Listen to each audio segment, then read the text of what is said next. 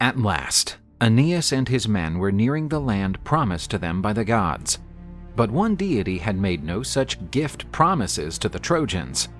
She was Juno, known to the Greeks as Hera, the wife of the supreme god.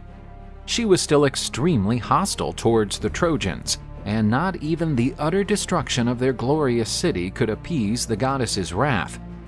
Aeneas and the Trojans still had many trials ahead of them. Juno commanded the wind gods to strike the Trojan ships and churn up the seas with their blasts.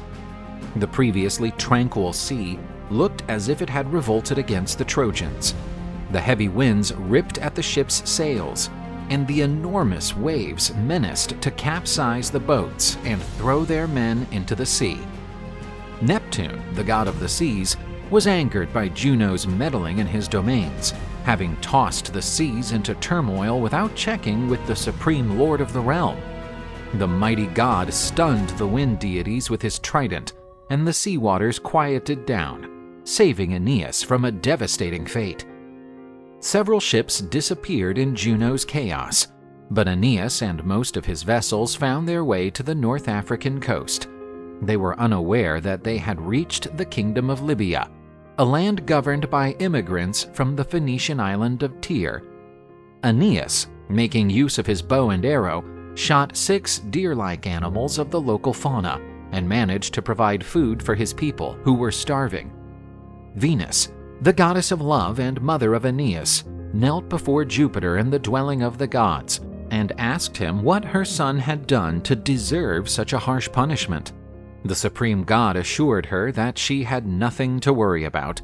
Notwithstanding the fury of his wife Juno, he would guarantee that everything prophesied to Aeneas would come true.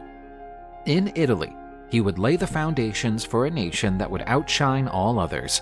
Julius Caesar and Octavius Augustus would emerge from this people, standing out among all the others of their time, with their names reverberating throughout history, much like the great heroes of Hellas. Mercury, the swift messenger god, headed to Carthage at Jupiter's command to notify them of the presence of Aeneas and his people. It was the Carthaginians' duty to greet their visitors warmly. Aeneas, meanwhile, was out on one of his hunts when he stumbled across the most beautiful woman he had ever seen, wearing the garb of a huntress and possessing a divine aura. He greeted her with the utmost respect. Although she was not the goddess of hunting, Diana, as her hair was as black as night, she could only be a goddess. He was right. She was his mother, masquerading as a Libyan huntress. She told him where he was, and about the people who lived there. Most importantly, she told him about Dido, the queen of Libya, who reigned over the land from her throne in Carthage.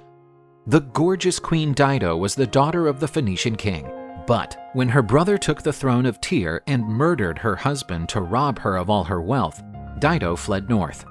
She escaped to North Africa, carrying all of her husband's vast wealth with her to prevent it from being stolen by her ruthless brother. Dido went on to settle these distant lands, and with the blessing of the goddess Juno, grew what had once been a small hamlet into a magnificent city. Juno is said to have planned for Carthage to be the bedrock for the foundation of a universal empire. After the huntress told Aeneas about the queen, she told him that, according to the flight of the birds, one could infer that, when Aeneas got back to his base, he would be in for a good surprise.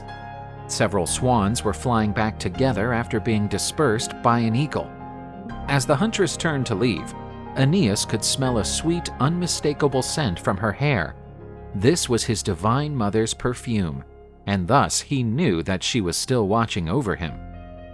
Upon returning to his people, Aeneas spotted numerous ships on the horizon which had been lost. The gods seemed to be on his side once again. Aeneas would now have to follow his mother's advice and go to Carthage to meet Queen Dido.